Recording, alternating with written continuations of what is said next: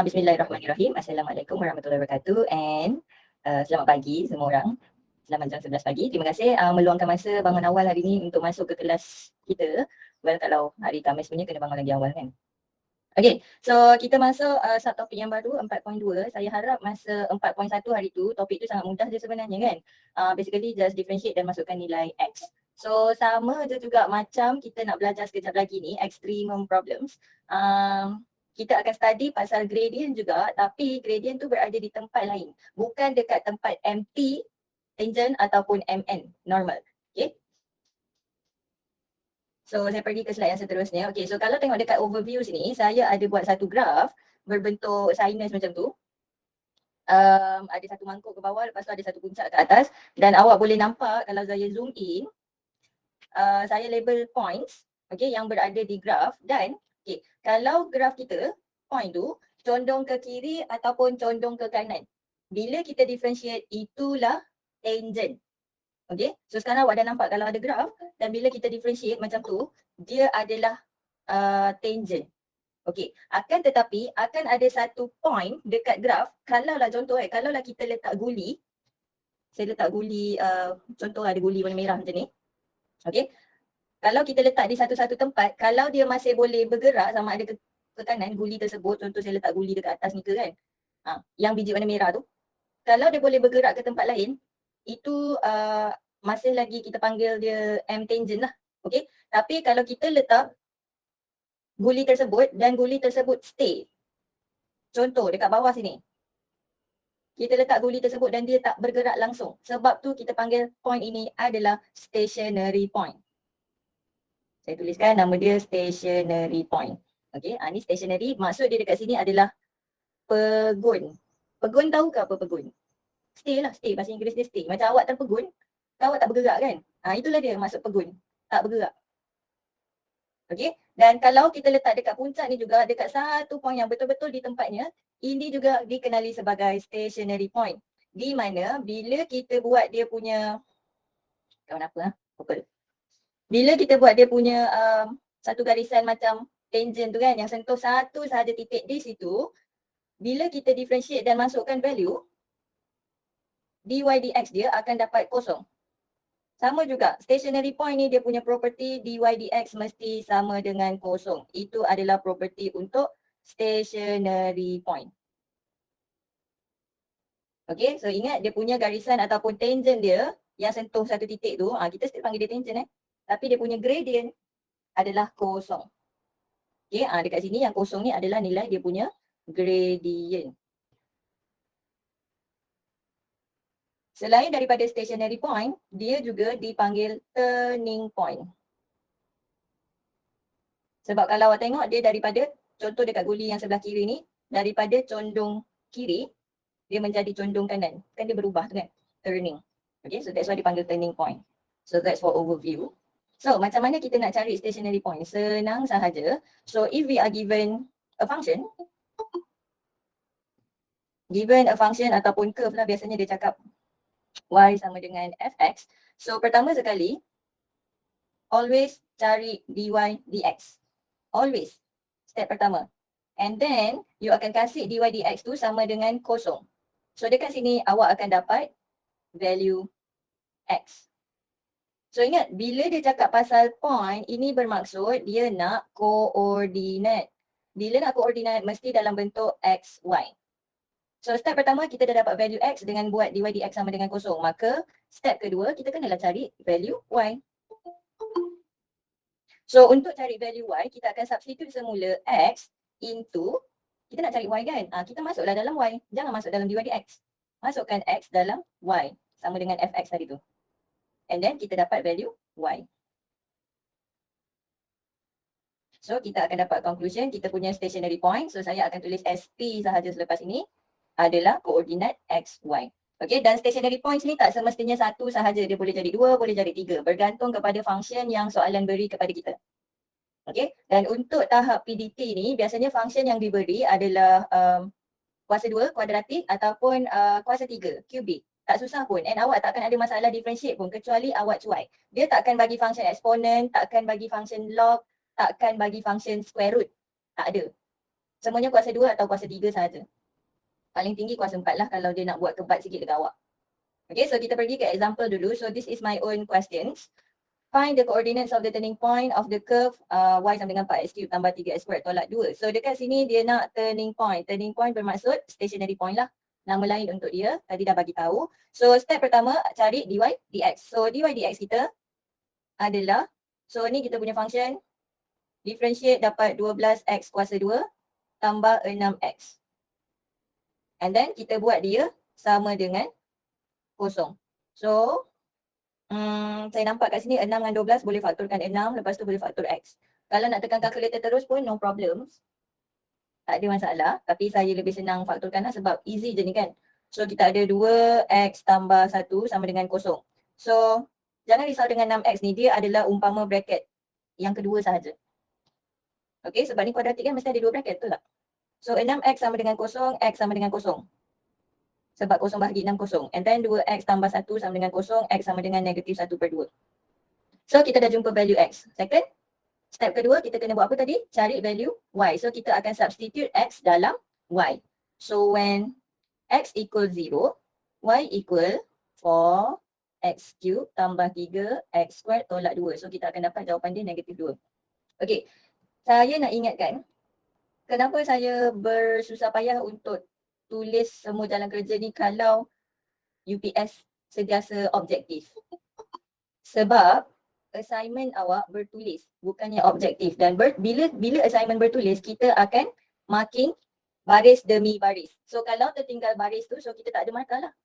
Dapat markah yang sepatutnya dapat lah. Faham ke? Untuk assignment memang kena bertulis lah. Jawab secara bertulis. So itu adalah latihan untuk kamu ke PST nanti. Okay, soalan diberi secara objektif sebab kamu di rumah je. So, assignment masuk chapter 4. Apa tadi? When x sama dengan negatif 1/2. So, substitution ni kena tunjuk. Itu nak bagi tahu sebenarnya. 4 negatif 1/2 kuasa 3 tambah 3 negatif 1/2 square tolak 2. Ni substitution of x into y. Mesti tunjuk. Ni kan setakat tulis je. Jangan malas tulis. Lepas tu tekan je lah kalkulator. Bila tekan kalkulator dapat negatif 7/4. So kita tulis balik. Conclusion. Conclusion kita stationary point adalah koordinat kosong negatif 2 dan juga negatif 1/2 negatif 7/4. Settle. Nak screenshot boleh screenshot. Ini soalan saya sendiri. Okay, seterusnya soalan kedua still my own question juga. Kenapa ada dahan sentil kat situ?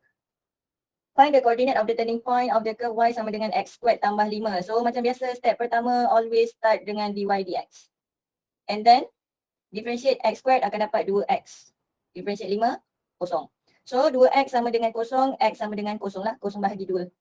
So kita dah jumpa value x kan? Cari value y. So when x sama dengan kosong, y sama dengan x² tambah 5. So y adalah 5. Maka conclusion stationary point kita adalah 0, 5. Jangan tersilap masuk pula lah. Ni soalan yang senang.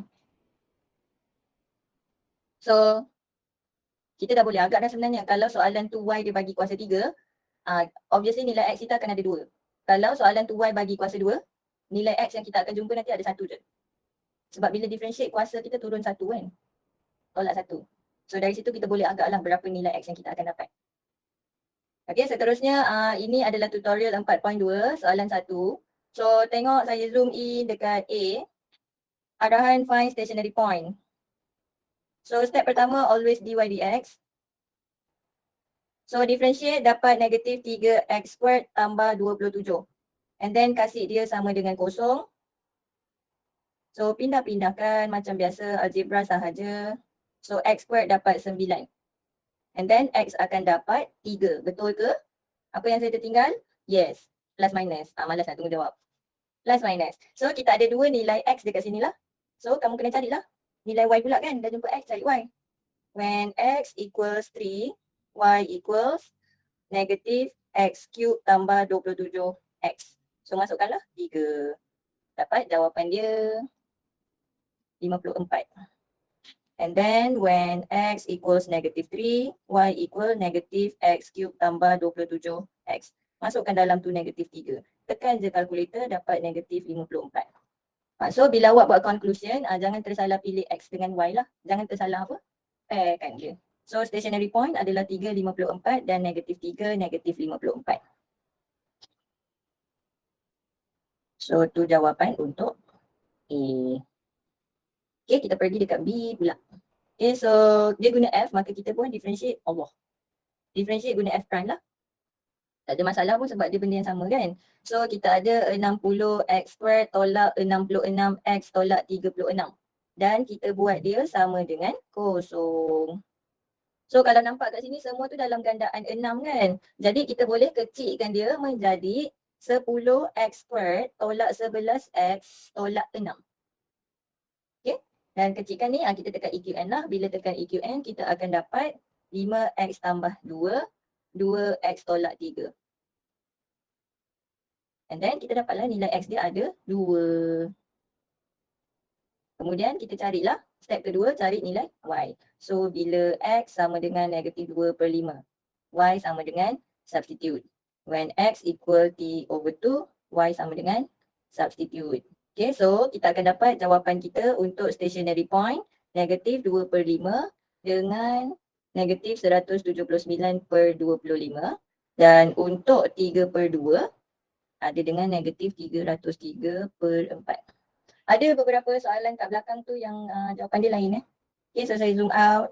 Boleh screenshot sebab nanti mesti confirm saya suruh buat punya, lengkapkan tutorial kalau buat. Okay, so kita pergi ke yang seterusnya. Ini level up lah. Level up sikit. Okay, so dia dah bagi curve tapi dekat curve dia tu ada P. Dia dah bagi tahu dah ada 2 turning point dan satu turning point dia berada di X sama dengan -1. Soalan pertama macam biasa cari nilai P. So untuk cari nilai P kita tahu bila turning point ni always dy dx sama dengan kosong. Dari sini kita boleh solve nilai P tersebut. So untuk soalan A, value P. So kita cari dia punya dy dx. Differentiate Px kuasa 3 akan dapat 3Px kuasa 2. Kemudian 2x² akan dapat 4x tolak 5.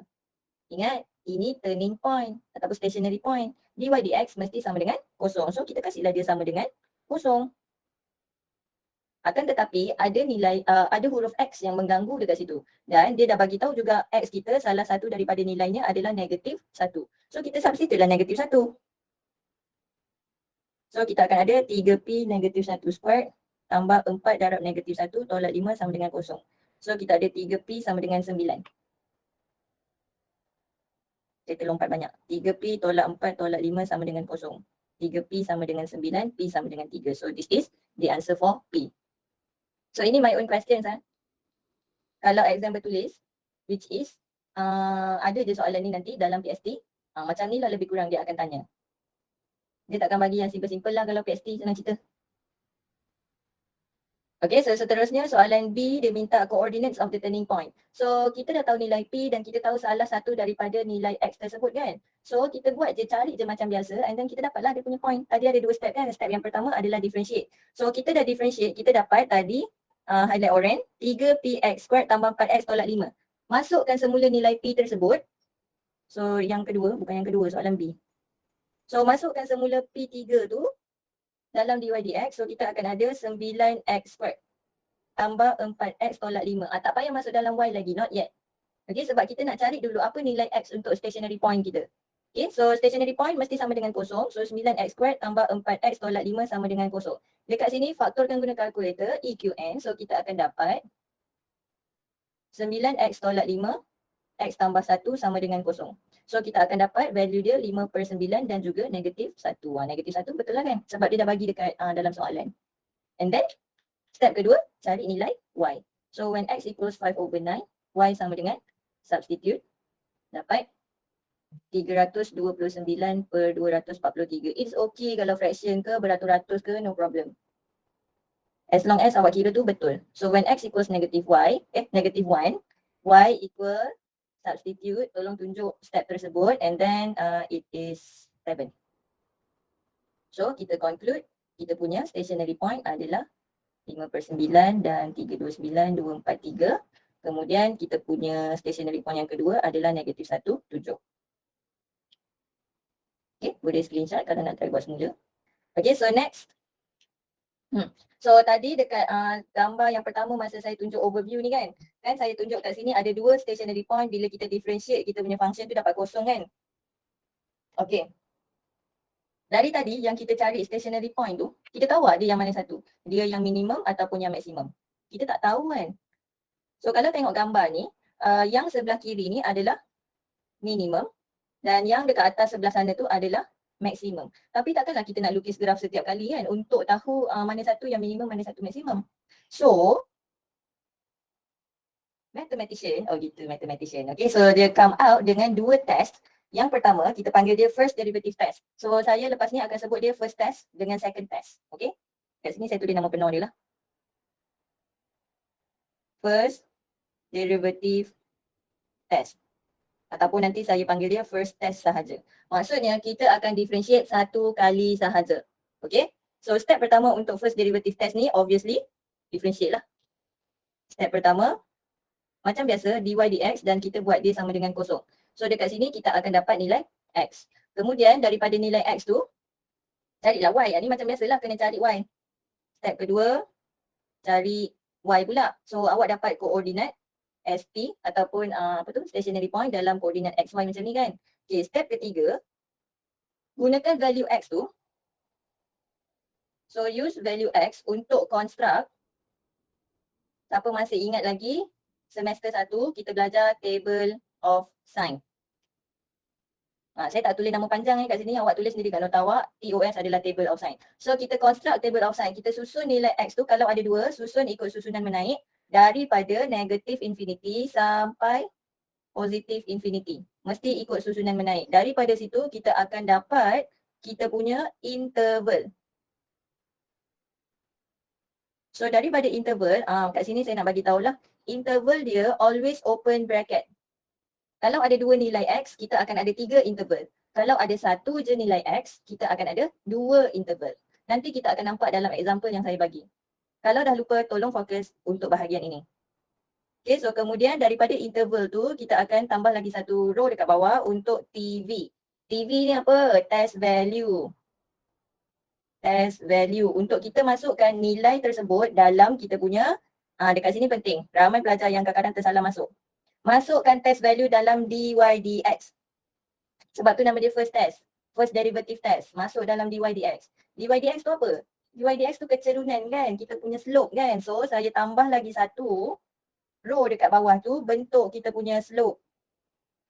So slope ni kalau dia condong kanan, saya tulis dekat tepi tu. Kalau slope kita condong ke kanan, maksudnya kita punya dy dx positif. Kan kita masuk test value dapat nombor kan. Nanti kan kita tulis tambah, tolak, tambah je kan. Kalau nombor tu positif, tulis positif. Kalau nombor tu negatif, tulis negatif. So kalau dy dx awak tu positif, dia condong kanan. Kalau dy dx awak tu negatif, dia condong kiri. Faham? Okay. So, kita pergi kepada contoh untuk first derivative test. So ini adalah tutorial 4.2 question 2. So dekat sini, macam mana dia nak tanya dia punya apa bunga-bunga soalan, dia nak tanya suruh check point yang awak dah jumpa tu minimum ke maksimum. Inilah ayat dia, dia kata nature gitu. So find the nature. So find the nature maksudnya awak decide lah dia minimum ke maksimum ke berdasarkan stationary point yang awak jumpa. So tadi saya cakap kalau kita punya y kuasa 2 dekat sini, maksudnya berapa nilai x yang kita akan jumpa kejap lagi? 1 je kan? Kita tengok kalau nilai x 1, macam mana kita nak buat dia punya interval.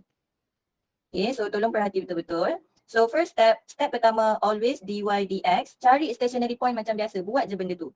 So kita ada 6x tolak 1. And then kita buat dia sama dengan kosong untuk cari nilai x. So x kita apparently adalah 1/6. So kita cari nilai y. 3x squared tolak x tambah 1. So kita akan dapat dekat sini 11/12 lah. So dekat sini, daripada nilai x yang kita dah jumpa tadi, kita akan buat number line. Number line ni akan membantu kita apa kita nak tulis dalam interval tu sekejap lagi. So saya buat dulu number line. Saya ada daripada negative infinity sampai infinity tadi kan saya cakap. So dekat tengah-tengah tu letak nilai x yang kita dah kira tadi mengikut susunan menaik. So sebab ini ada satu saja nilai, so satu je lah kat situ. 1/6. So daripada sini, kita akan buat table of sign tu. Saya pakai marker biru. So dekat 1/6 ni saya buat garisan tengah. Okay, so yang pertama adalah interval. So nampak tak ni? Negative infinity 1/6, masukkan dalam tu. Dan saya cakap interval dekat sini mesti always open. Saya zoom in . Okay, seterusnya interval yang kedua kita masukkan 1/6 dan positive infinity. So saya masukkan ke situ. 1/6 positive infinity. Selesai untuk interval. Seterusnya isi test value, kemudian dy dx, kemudian kita punya slope. So test value dekat sini boleh masuk kosong. Sebab 1/6 tu selepas kosong kan. And then dekat sebelah kanan tu boleh masuk 2. So masukkan dalam dy dx. Tengok balik dy dx kita tadi. So dy dx kita highlight hijau. 6x tolak 1. Kau jangan tersilap masuk dalam y pula. Masuk dalam dy dx ni. So masukkan kosong dalam tu, kita akan dapat negatif 6 darab kosong tolak 1. So tulis je lah negatif. Masukkan 2, awak akan dapat positif number. So tulislah positif. So daripada sini, tadi saya dah cakap bentuk slope. Kalau dy dx negatif, slope kita akan condong ke kiri. Kalau dy dx positif, kita punya slope akan condong ke kanan. Dekat situ awak nampak kan kita punya perjalanan tu. So point 1/6 yang kita tengah kira ni tadi, dia minimum ke maksimum? Dekat situ, dekat slope tu kita dah nampak dah ini adalah minimum. Dekat sinilah barulah kita buat conclusion yang kita punya koordinat 1/6 dan 11/12 tadi adalah minimum point. Okay, dapat tak daripada slope tu sendiri boleh nampak kan dia minimum. Okay, so kita pergi ke soalan seterusnya untuk first derivative. Ini kalau tengok dekat dia punya curve yang diberi kuasa 3. Maksudnya nilai X yang kita akan jumpa sekejap lagi mesti berapa? 2. Okay, first step differentiate dulu. Dy dx kita ada 12x squared tambah 18x tolak 12. So kita kasih dia sama dengan kosong. So kalau tengok kat sini 12, 18, 12 ni semua boleh kecilkan. Bahagi semua dengan 2, 3, 6. Bahagi semua dengan 6. So kita boleh dapat 2 x squared tambah 3x tolak 2 sama dengan kosong. And then kita factorize 2x tolak 1, x tambah 2. Okay. Soalan, kenapa saya kecilkan dulu sebelum saya tekan EQN? Kenapa saya tak tekan EQN dekat bahagian sini, anak panah? Sebab bila awak tekan EQN faktorkan kuadratik, dia akan bagi yang paling simple. Awak tengok bila awak expand kan, kita punya factorization ni, 2x darab dengan x. Dapat berapa? 2x squared kan? 2x squared ini. Bukannya 12x squared. So sebab tu saya kecilkan dulu. Ingat, awak akan buat assignment tentang ni. Kecilkan dulu kuadratik tu baru awak tekan EQN. Kalau tak saya akan query dari mana datang benda ni. Kenapa dia tak logik? Okay. So that's the explanation that you need to remember untuk buat assignment nanti. Okay, so daripada sini kita akan dapat kita punya x adalah 1/2 dan juga negatif 2. So carilah nilai y dia when x equals 1/2, y equals substitute and then kita akan dapat, saya terus bagi ni 39/4. So jarang kerja awak mesti tunjuk Ni saya nak explain je. Y adalah 41. Okay, so kita buat dia punya number line dulu. Saya bakal orang ni. Saya buat number line dulu. Ingat, kita berjalan daripada negative infinity sampai positive infinity. So kita ada dua nilai X iaitu 1/2 dan juga negatif 2. Ini saya cakap tadi susun dalam susunan menaik. Daripada negative infinity kita akan jumpa siapa dulu? Obviously kita akan jumpa negatif 2 dulu. Kemudian kita jalan lagi barulah kita jumpa positif 1/2. Daripada sini kita boleh nampak dah kita punya interval sebenarnya. Okay, dan bila kita nak buat apa ni nanti? Table of sign, tak buat number line ni pun tak apa. Number line yang warna oranye ni saya tunjuk just nak mudahkan awak nampak interval tu dari mana saya dapat. Okay. Bila dah terror nanti, dalam assignment, boleh je terus tulis table of sign. Tak payah buat number line warna oranye tu pun. Okay, so tadi ada interval, TV, dy dx, slope. And then line dekat 1/2, line dekat negatif 2, infinity. So saya ada interval, TV, dy dx, slope. So interval masukkan je.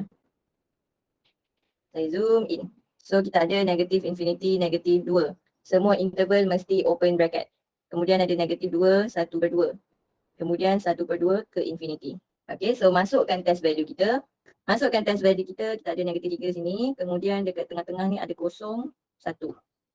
Okay, dan bila masuk dalam dy dx, jangan tersilap masuk. Dy dx kita adalah this one. Dy dx, masukkan sini. So, kita akan dapat, saya dah kira, saya terus tulis je sebab saya nak explain. Okay, so daripada sini kita boleh dapat dy dx positif, slope dia akan condong ke kanan.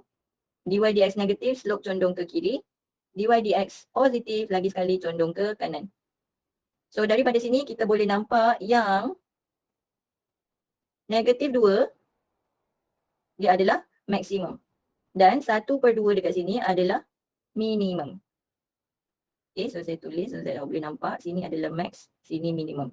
So, tengok balik hati-hati. So, negatif 2 koordinat dia, negatif 2, 41 is maximum point. And then, 1/2 dia pad dengan 39/4 is minimum point. So, this is tutorial 4.2 question 3. Boleh screenshot. Nanti kena buat juga. Okay, so now saya nak berpatah balik kepada sini. So, saya cakap tadi ada 2 test kan untuk buat benda ni. So, yang kedua, test yang kedua adalah kita panggil dia obviously second derivative test. So, ini lebih mudah sebenarnya daripada first test. First test dalam kerja dia senang tapi leceh sebab kena buat table apa semua kan. Second derivative test ni dia easy kalau function yang dia bagi tu function yang senang. Bukan function yang kena power rule lah, kena UV lah, kena quotient lah. Yang tu menyampah sikit nak buat. Better guna first derivative test. Okay. So kalau yang mudah-mudah, gunalah second derivative. Okay. So step pertama untuk first derivative, second derivative, always differentiate lah. So step pertama always differentiate dan sama dengan kosong, always cari stationary point macam biasa. Okay, so kita dapat nilai x. Kemudian nak cari koordinat y terus kat sini pun boleh atau nak cari koordinat y kat bawah sekali nanti pun boleh, up to you. Okay, so step yang kedua, cari second derivative terus. Cari second derivative, kemudian kita substitute value x yang kita dah jumpa tadi. So kalau ada 2 value, masukkanlah 2 value x. Okay, so if kita punya second derivative, lepas kita substitute tu, kita dapat negatif. Meaning ini adalah maximum point. Point yang kita masukkan x tadi tu, itu adalah maximum point. Saya tulis nota kecil kat situ, less than 0, meaning ini adalah negatif. Dan jika awak punya second derivative, masukkan nilai x, dapat positive value, maka itu adalah minimum point. So dekat sini, bawa step ketiga, cari koordinat y, kemudian conclusion lah. Conclusion, point tadi minimum ke minimum? Point yang kedua tadi minimum ke maksimum? Minimum ke minimum yang saya cakap? Sorry. Okay, so itu untuk second derivative test dan kita cuba buat soalannya berada di sini. So find all the relative maximum points and minimum points on this curve using the second derivative test. So ini adalah tutorial question soalan 4. So y sama dengan negatif 2x cube tambah 6x tolak 7. Step pertama cari stationary point macam biasa. Step kedua decide minimum ke maksimum. Kalau soalan ada bagi tahu guna test yang tertentu, guna test tersebut. Jangan sebab awak tak suka second derivative test tak buat. Jangan macam tu So dy dx kita ada negatif 6x squared tambah 6. And then kita kasih dia sama dengan kosong, cari stationary point macam biasalah. So 6x squared sama dengan negatif 6 and then x squared sama dengan 1, maka x adalah plus minus 1. So dekat sini nak terus cari y boleh, nak di second derivative dulu pun boleh. Saya cari y dulu. Sekejap So when x equals 1, y equals, substitute dalam y and akan dapat negatif 3. When x sama dengan negatif 1, y sama dengan substitute, dapat negatif 11. Okay, done. Saya cari second derivative. So daripada first derivative ni, pergi ke sini cari second derivative. Differentiate akan dapat negatif 12x sahaja. So daripada sini kita akan substitute nilai x tersebut. So bila x adalah 1, maka second derivative kita akan dapat negatif 12 kali 1 akan dapat negatif 12, which is negatif kan. Maka ini adalah 1 negatif 3 is maximum point. And then when x equals -1, second derivative -12 multiply -1. So this is just 12. So this is positive. Hence, coordinate -1, -11 is minimum point. Dan tak payah buat table. So kalau soalan tak ada bagi tahu cari minimum maksimum guna test yang mana, it's up to you nak guna method apa pun. Sama ada nak guna first test atau second test, itu adalah hak awak. Sebab soalan tak tanya pun guna cara yang mana. Maka you decide sendirilah. Okay. So soalan seterusnya 4.2 question 5. Diberi curve. So soalan pertama cari dy dx. So kita buat dulu soalan pertama, dy dx. Kita akan dapat 2x tolak 6, settle.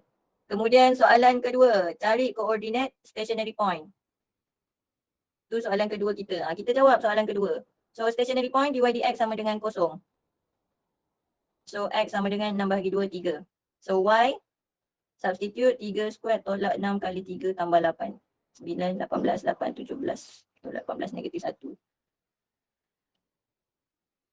Okay, maka stationary point kita adalah 3, -1. Okay, settle soalan kedua. Kemudian soalan ketiga dia tanya determine whether stationary point maximum atau minimum guna second test. So nak tak nak, untuk jawab soalan permintaan yang ketiga ni, kita kena guna second test. So kita buatlah. So differentiate daripada highlight orang ni. So kita cari second derivative dia. Kita akan dapat 2 je kan. Jadi macam mana kita nak masukkan nilai x-nya? Tak ada x pun. Maksudnya, tak payah masukkan. Kita boleh terus decide kat sini sebab tak ada x pun kan bila kita second derivative ni. Bila tak ada x, kita terus decide je nilai yang dapat tu positif atau negatif. So daripada sini kita tahu ini adalah positif.